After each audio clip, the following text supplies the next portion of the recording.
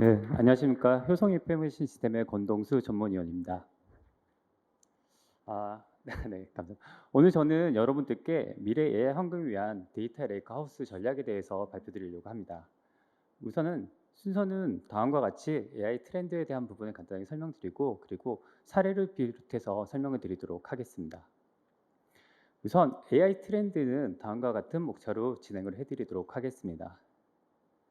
자, 여러분, 저희 지금 AI라는 용어를 딱 들었을 때 어떤가요? AI라고 하면 당연히 AI지 인공지능 누구나 이제 아는 용어가 되었습니다.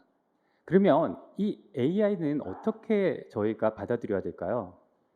AI는 어떻게 보면 저희가 잘 알고 있는 그러니까 이세돌의 대국부터 시작해서 알파고와 이세돌의 대국을 통해서 많은 사람들이 AI에 대해서 알게 되었습니다. 그리고 어떻게 보면 혁신적으로 오픈 AI, 챗GPT를 통해 우리들은 이제는 AI가 특정인들, 특정 기업에서만 쓰는 게 아니라 다양한 사람들이 이제는 쉽게 적용할 수 있고 쉽게 활용할 수 있는 시스템으로 받아들이게 되었습니다. 여기서 끝나지 않았죠. 기술이 발전을 하고 반도체 칩이 발전을 하면서 이제는 AI 폰을 통해서 우리가 쉽게 다양한 기기를 통해서 AI를 접근할 수가 있습니다. 그렇다고 하면 우리는 이 AI를 통해서 어떻게 비즈니스에 적용을 해야 될까요? 잘 생각해 보시면 AI가 왜 이렇게 갑자기 확 발전했지? 그 성장 추세를 보시게 되면 오른쪽에 보시게 되면 주목할 만한 모델들이 최근 몇 년 동안, 그러니까 최근 매년 4~5배씩 컴퓨팅 파워가 성능이 추세 올라가고 있습니다. 어떻게 보면 당연한 거죠. 컴퓨팅에 대한 파워도 늘어나고 모델도 정말 많은 기업들이 요구를 하기 때문에 요구가 있으면 수요가 있으면 공급이 발생을 하는 거고 그 공급자들이 많이 발생을 하면서 이제는 훨씬 더 빠른 퍼포먼스로 성장 추세를 이어져 갈 겁니다. 특히 우리가 주목할 만한 어떻게 보면 탑 10에 있는 모델들도 한 4배 이상의 퍼포먼스를 내고 있고 그리고 우리가 지금 가장 많이 알고 있는 LLM 어떻게 보면 챗GPT와 같은 언어 모델 같은 경우에도 4~5배의 성능 퍼포먼스를 내고 있습니다. 그리고 어떻게 보면 선제적으로 주도하고 있는 메타 그리고 구글 이런 회사들 같은 경우에도 나오는 모델들도 5배 이상의 성능을 추세를 쭉 볼 수가 있으십니다. 그러면 우리가 정말 우리 기업에 AI를 어떻게 적용할 건지에 대한 부분을 당연히 고민을 하고 진행을 해야 되지 않을까요? 이제는 AI를 기반으로 진행을 하지 않으면 결국은 도태되는 상황이 발생하지 않을까요? AI는 지금 보시게 되면 3가지로 지금 나누게 되어 있습니다. 첫 번째는 우리가 지금 하고 있는 약 인공지능이라고 하는 부분.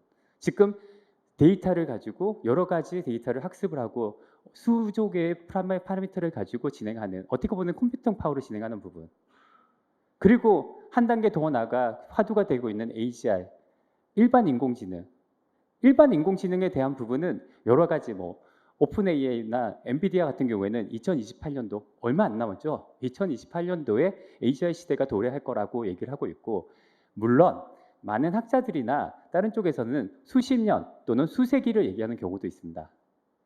정답은 없습니다. AI에 대한 AGI가 언제 올 건지. 하지만 여기에서 중요한 키워드는 뭐냐면 ASL에서 초인공지능에 대한 개념이 나와 있고 그 개념에 맞춰서 업체들은 계속 발전을 하고 있고 새로운 모델을 생성하고 있다는 겁니다. 이렇게 빠른 성장 추세로 계속 성장 추세로 만들 AI 시대에 우리는 그럼 어떤 식으로 진행을 해야 될까요? 그래서 생성형 AI에 대한 부분을 보시게 되면 딱 이게 어떻게 보면 우리가 와닿을 수 있는 부분이 뭘까라고 했을 때 보게 되면 수능 11월 달 하면 수능 시대죠.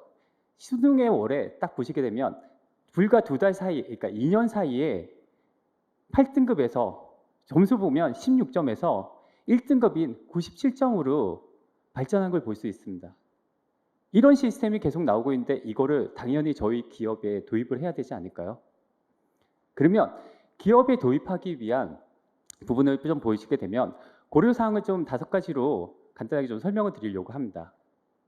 첫 번째, 모든 프로젝트와 솔루션 플랫폼 다들 아시겠지만 목표 파악이 정확합니다. 목표를 정하고 기업에서 어떤 식으로 진행할 건지 목표를 파악을 하고 그 목표에 맞게끔 구성을 하셔야 됩니다.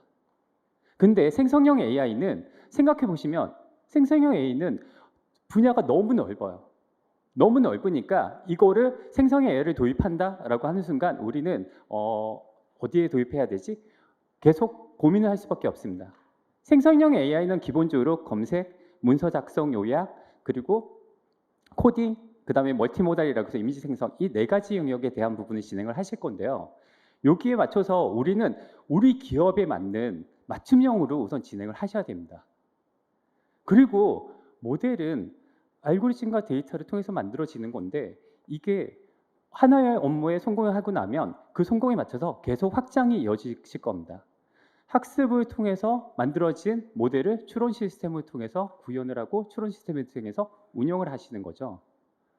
그러면 이게 확장성에 대한 부분을 생각하지 않고 구축을 하시게 되면 그때마다 계속 AI 생성형 ARLM 프로젝트를 할 수 없으시거든요. 그래서 요즘은 확장성을 기본으로 생각을 하고 구축을 하게 되십니다.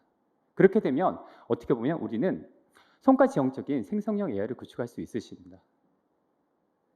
그런데 생성형 AI를 구축한다고 해서 어떻게 보면 앞에 나와 있던 뭐 메타나 오픈 AI가 있는 어떻게 보면 오픈소스인 뭐 람마의 모델을 가져와서 진행할 수도 있고 아니면 오픈 AI의 챗GPT를 활용해서 프롬프트 엔지니어링을 통해서 하이브리드로 구성을 할 수 있으십니다. 그러면 이거를 제대로 진행하려고 하면 어떻게 해야 될까요? 기업 내부에 있는 엔터프라이즈 데이터를 어떻게 연계를 할 건지 꼭 기술적으로 확인을 하고 진행하셔야 됩니다. 생성형 AI 프로젝트를 진행했을 때 많은 업체들이 아직까지 성공률을 낮은 걸 볼 수가 있으십니다. 성공률이 낮은 이유는 다들 아실 겁니다. 여기 계신 분들. 생성형 AI가 화두니까 우선 구축을 해야지 이렇게 하면 당연히 망하게 되겠죠. 내부의 데이터를 어떻게 연결을 하고 기술적으로 어떤 문제가 있는지 그리고 어떻게 연결할 건지 정확한 지침을 가지고 진행하셔야 됩니다.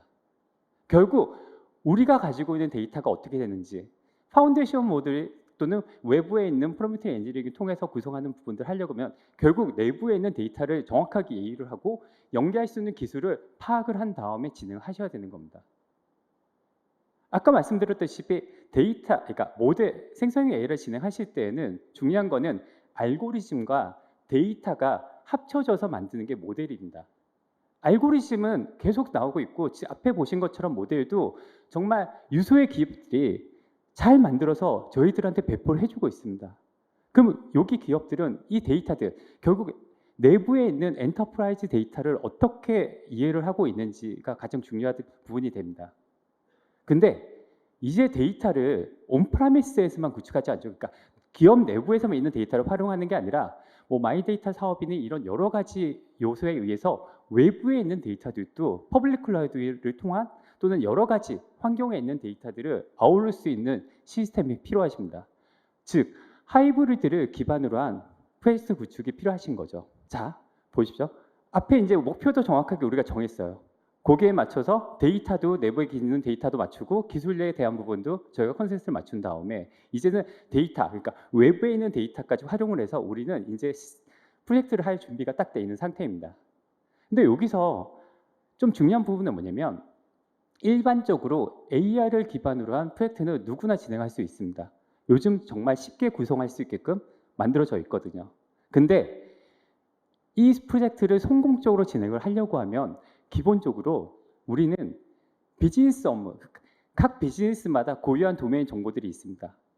이 고유한 도메인 정보들을 이해를 하고 그 이해를 바탕으로 기술을 지원할 수 있는 생성형 AI 파트너를 구하셔야 됩니다.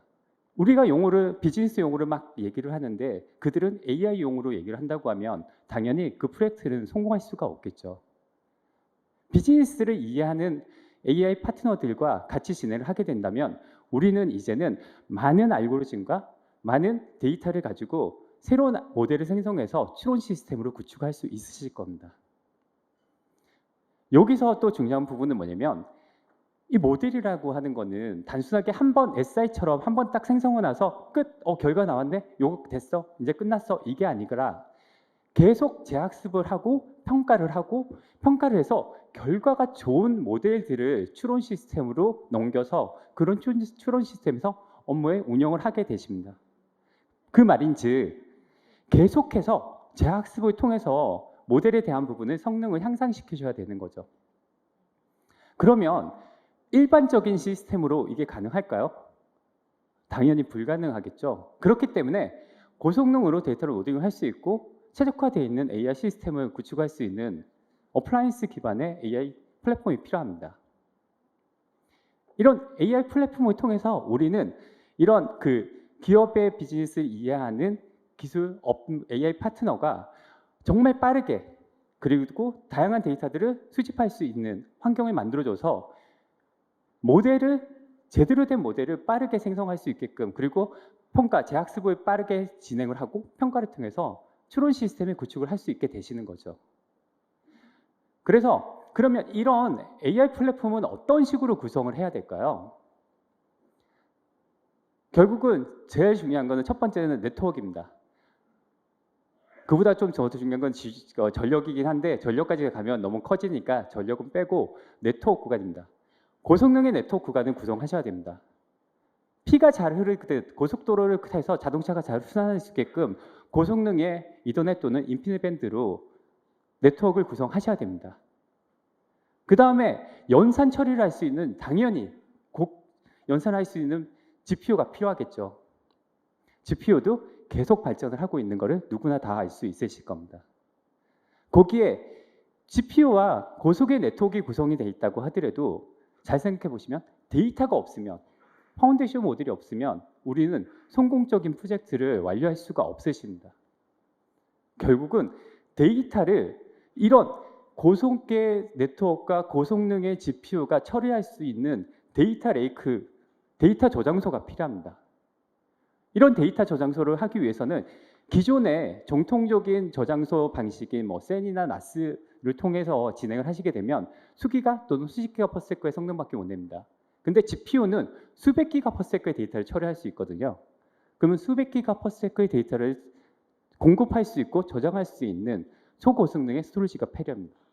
그게 병렬파 시스템들이 되는 거고요. 거기에 데이터가 어마어마하게 많이 늘어나게 되면 이제는 데이터를 비용 효율적으로 구축할 수 있는 설계가 필요합니다. 그럴 때는 데이터 레이크하우스 구성으로 오브젝트 소시지를 통해서 비용 효율적으로 데이터를 구축할 수 있는 시스템이 되는 거죠. 결국 데이터를 흘러갈 수 있는 네트워크부터 시작해서 연산 처리할 수 있는 GPU와 이 GPU에 있는 데이터를 끌고 올 수 있는 이런 데이터 레이크의 연동까지 해서 하나의 AI 플랫폼을 구축을 하셔야 제대로 된 성능을 낼 수 있는 프로젝트를 완료할 수가 있으십니다.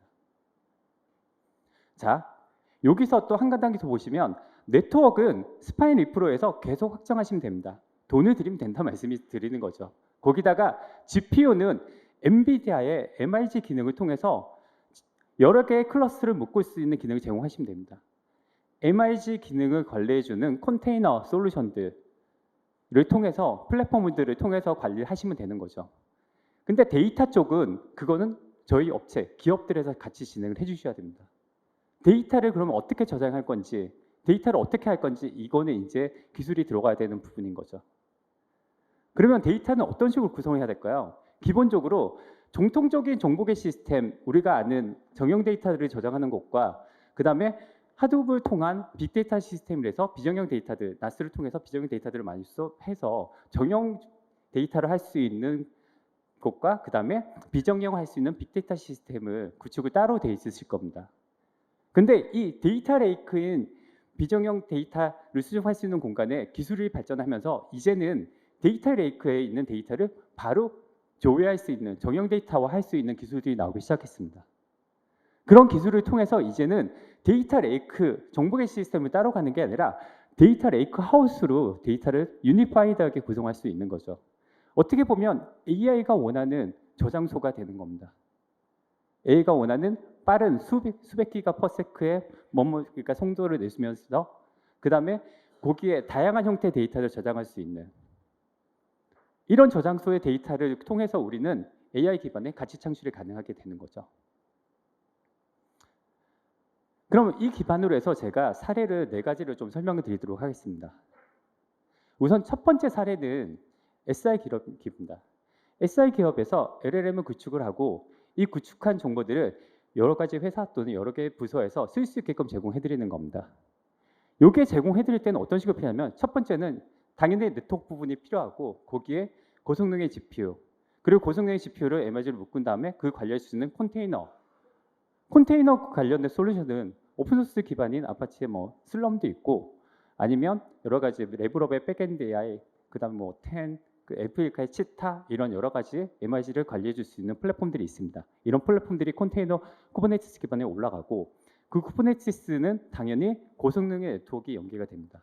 거기에 병렬 파일 시스템을 통해서 수백 기가퍼세크를 처리할 수 있는 시스템을 구축을 하고 거기에 하나의 세트를 통해서 우리는 쉽게 데이터에 대한 공간과 GPU에 대한 자원들을 쉽게 분배해서 운영자들이 쉽게 다른 업체들 또는 다른 SI 업체들이 그 현업들에게 제공해 줄 수 있는 시스템을 구성해 줄 수 있는 거죠. 여기서 한 단계 좀 더 큰 사이즈를 보시게 되면 여기는 국내 AI 서비스 기업입니다. AI 교육도 진행을 하면서 자체적으로 AI도 돌려야 되는 머신러닝을 통해서 결국은 LLM을 생성해야 되는 기업입니다. 여기 같은 경우에도 보시게 되면 똑같은 구조로 구성을 하게 되고 쿠버네티스를 통해서 교육을 할 때 자원을 생성해주고 그 다음에 교육이 끝나고 나면 자원을 회수하기 쉽게 진행을 해드리는 거죠. 이렇게 함으로써 관리에 대한 부분을 훨씬 더 줄일 수가 있습니다. 기존에 AI를 진행한다고 하면 스토리지 관리 따로, 그 다음에 분석하는 부분 따로, 교육할 때 또 따로 생성해야 되고 성능에 대한 부분도 고민하셔야 되는데 이런 고민을 한 방에 해결할 수 있는 구성입니다. 좀 더 큰 사이즈로 볼까요? 페타 단위의 구성입니다. 여기는 R&D 기업이고요. 이 기업에서는 수십 대의 GPU를 묶어서 하나의 클러스터로 구성을 한 다음에 수십 기가의 퍼스로 페타 단위의 데이터들을 진행하셔야 됩니다. 이때도 마찬가지. 근데 여기는 이제 대기업으로 이제 가면 갈수록 데이터가 페타 단위로 가면서 수십 페타의 구성도 됩니다. 그러면 10페타 이상 넘어가는 데이터들을 고성능의 영역에 무조건 다 담는다고 하는 것은 비용 효율적으로 구축되는 게 아니겠죠. 그럴 때에는 이제 확장이 가능한 오브젝트 스토리지를 구성을 하고 그 오브젝트 스토리지를 통해서 우리는 비용 효율적으로 데이터를 구축하게 되는 겁니다. 지금 보시게 되면 앞에 100테라, 그 다음에 두 번째 사례인 600테라, 그 다음에 페타 단위 구성까지 구성이 정말 쉽게 돼 있지 않나요? AI 플랫폼은 구성 자체가 복잡하지 않습니다. 구성은 간단하게 할 수 있고 거기에 이제 데이터를 어떻게 할 건지 이 데이터 레이크 부분만 잘 구성을 하신다고 하면 성공적인 프로젝트를 완료할 수가 있으십니다. 거기에 한 단계 더 나가서 이제 연계 쪽을 좀 보는 사례를 좀 보시게 되면 자, 실시간으로 데이터에 대한 부분 처리하는 시스템이 있다라고 했을 때 예전에는 실시간으로 카프카나 이런 걸 통해서 받은 다음에 얘를 나스로 떨고든가 실시간 인메모리 DB에서 저장하는 걸로 끝냈었습니다. 근데 이제는 실시간으로 카프카나 크롤링을 통해서 데이터를 가져온 다음에 인메모리 통해 저장하고 저장한 데이터들을 가지고 바로 데이터 레이크에 담을 수 있는 기술이 나왔습니다. 쉽게 연계할 수 있는 기술이 되는 거죠. 새로운 기술들은 계속 나올 겁니다. 지금처럼. 데이터 레이크를 바라보고 고성능의 GPU가 처리할 수 있는 기술들은 계속 나오게 되는 거죠. 그럼 이런 프로젝트를 성공적으로 진행하려고 하면 어떤 식으로 해야 될까요?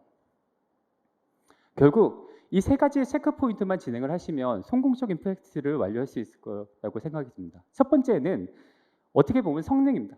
내가 요구사항, HPC에 대한 요구사항에 대한 부분을 정확하게 파악을 하고 그 파악한 성능 안에 모델이 구성될 수 있는지 꼭 POC와 BMT를 진행하셔야 됩니다. 똑같은 알고리즘이라고 하더라도 데이터의 양에 따라서 성능은 다르게 나오기 때문입니다. 그리고 두 번째는 데이터입니다. 데이터를 어떻게 관리할 건지 이 데이터 레이크 구성에 대한 레퍼런스는 꼭 체크해 보셔야 됩니다. 기존에 있는 방식에 있는 데이터들을 그대로 끌고 온다고 하면 퍼포먼스에 문제가 발생하실 겁니다. 데이터를 끌고 오는데 병목 현상이 발생해서 GPU를 제대로 구현하지 못하실 겁니다. 그리고 세 번째는 국내 기술력이라고 말씀드릴 수 있을 것 같습니다. 아까 보셨듯이 마지막 사례처럼 여러 가지 솔루션이 연계가 돼서 진행을 하실 겁니다. 근데 그때마다 해외 기술 인력이 있다고 하면 우리는 제대로 된 기술 지원을 받을 수 없으실 겁니다. 그래서 제대로 된 기술들을 빠르게 새로운 모델을 기술할 때에는 결국은 국내 기술력이 있는 업체와 연계를 해서 프로젝트를 하신다고 하면 아마 성공적인 AI 프로젝트를 완료할 수 있으실 겁니다. 네, 이상 발표를 마치도록 하겠습니다. 감사합니다.